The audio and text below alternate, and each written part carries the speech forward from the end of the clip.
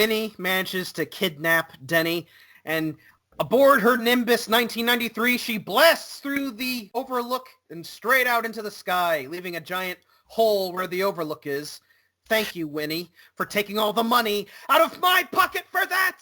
I do hope they have Allstate and are in good hands. So, yes, now they have the book and they have Denny. And so Max and Allison have to... Isn't her name like Danny or Denny? Danny. Her name is Danny. Why, Denny? Right. Why? Could be worse. Could be worse. Her name could have been Donnie and would have run a pretty terrible Chinese shop of food. Come on.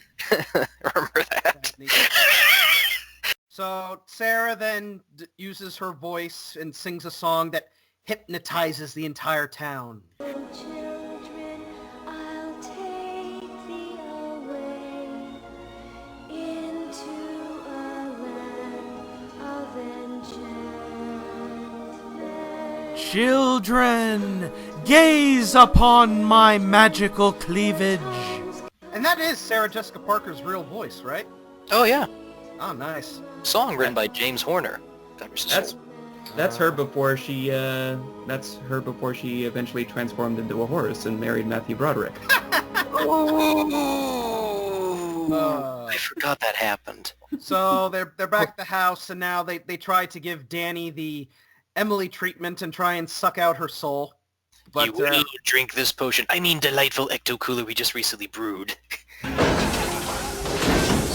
My ecto-cooler! No! My door! My window! My confusion!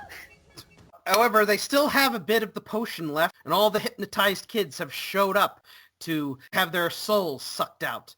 But unfortunately, Winifred decides to change her mind on the Las Vegas buffet of pedophilia and decides to go after Danny instead because she called her ugly. I want to get that little rat-faced kid that called me! Oh, don't say it, dirty. Ugly? Oh, honey, I know. She really hurt my feelings! You know, I always wanted a child. And now I think I'll have one. Toast! So the kids and Binks, they all run back to the cemetery. But lo and behold, Doug Jones in makeup shows up to give those witches a piece of his mind once he unlocks the lips that have been tied together. And by the way, nice effect with the real moths coming out of his mouth. Wench. Trollop, you buck-toothed mop-rind firefly from hell! Fun fact, in the original script, he actually called her a bitch. Oh, that's nowhere near as bad as saying hell in a Disney movie. Ooh. Well, then again, years later, Hunchback of Notre Dame got away with hellfire. So hang on a minute. So Billy spends this entire movie running around trying to get the kids.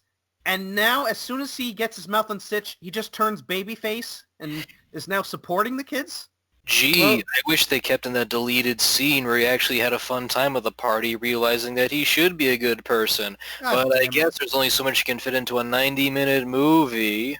Yeah, I actually think maybe he was just spending the long. whole movie trying to find a knife so he could cut his mouth open, so...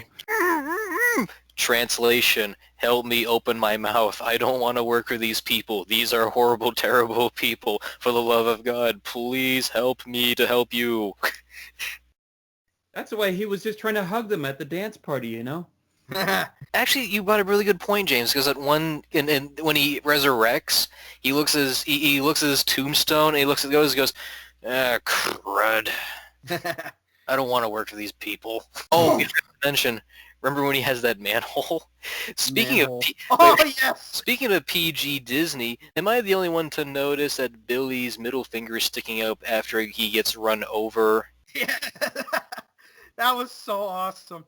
It's a middle finger! I am taking that to my grave! It's a middle finger! It's about as real as Beaker flipping off Scrooge in the Muppet Christmas Carol! It's a pre-made criticism of all the critics who dared bash this film. Well, Billy turns babyface and then proceeds to do nothing.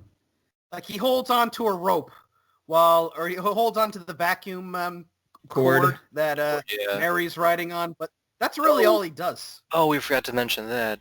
She's riding around on the vacuum now because they don't have no broomsticks no more. But You see, this is why you do not double lock your brooms. Kids will randomly take them. so Max goes ahead and takes the shot for his sister, drinks that last bit of Ecto Cooler down, says, and come at me, bro. And then it's between Bette Midler and the kid that no one will ever see again. Who do you think is going to survive here? Oh, definitely the witch. No. We wish.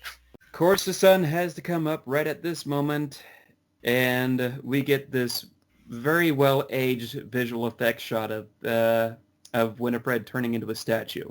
Because after all, witches can't go on hollow ground. And when they go on hollow ground, they turn into a statue?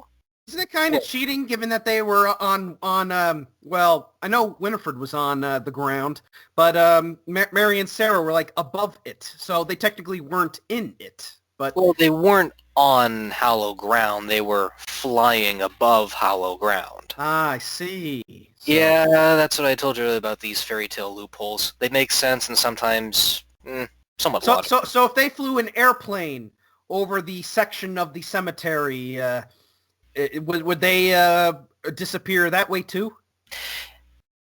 Probably No, not. not unless you're in a reboot of Jordan Peele's Twilight Zone.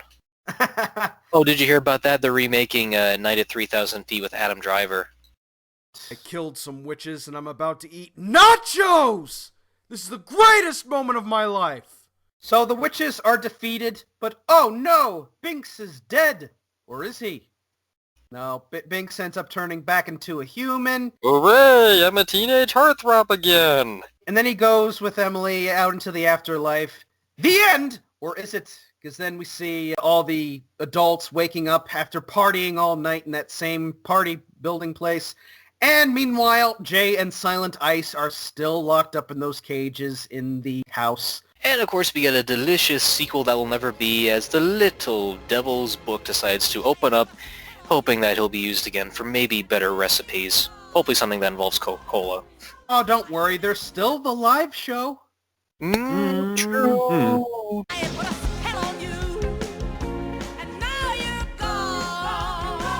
Yeah, so how is this held up? Well, for me, it's mainly the nostalgia of the piece. But remember, this movie was not a huge hit at the time, and originally, when they were making it, they had planned for it to be a Disney Channel TV movie.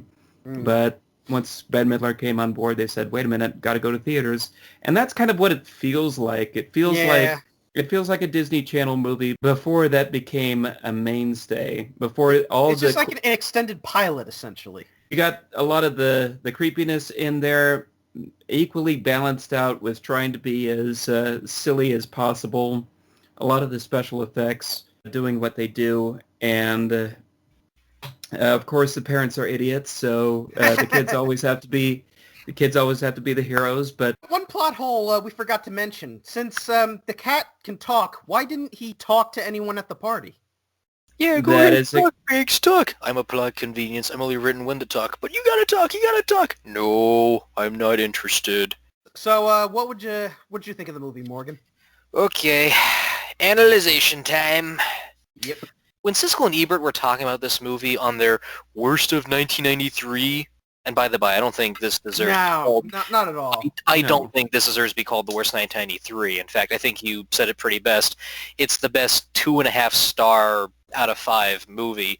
Yeah. They brought up a pretty good point. Because there was another movie that came out that year, which is also celebrating its 25th anniversary, by the bay, The Nightmare Before Christmas. Ah. Now, they're two different movies. That's number one. But at the same time, they both deal with Halloween in an interesting way. One is a good versus evil story, while the other feels more like a throwback to the Christmas specials we've seen time and time again. That whole idea of what happens when the two cross over. Is it something of good? Is it something that shouldn't happen? It's left up for debate, but still, you have one movie that's trying to be timeless as it can, and beautifully done in stop motion, by the way, but you also have this other movie that's not only doing Halloween as well, but also kind of run-of-the-mill. I mean, there is some good stuff to say the least, and the special effects are kind of cool. When the witches fly around, I don't see any CGI or strings here and there, even though they're kind of sort of obvious in certain shots, but at least it's kind of cool. It's just really more or less a movie that just was intended to be a small-scale production, just got bloated because of its budget and its stars. But is it to say it's bad? No, it's decent. I mean, it's a pretty harmless watch, and yeah, I'd be guilty if I said I watch it every single year, and it's often quoted a lot. There's marketability for the film, and that's why it has staying power. Mm-hmm. Yeah, like That's the bottom line. as far as my analysis goes, I've seen a lot of Halloween movies. This one, it's not one of the best ones. It's like you said, very run of the mill. The plot is very simple. Essentially, you resurrected these witches, and now we have to try and find a way to stop them. That's pretty much the blunt of the story. The blunt. Yo, Ice, get a hit of this candy corn.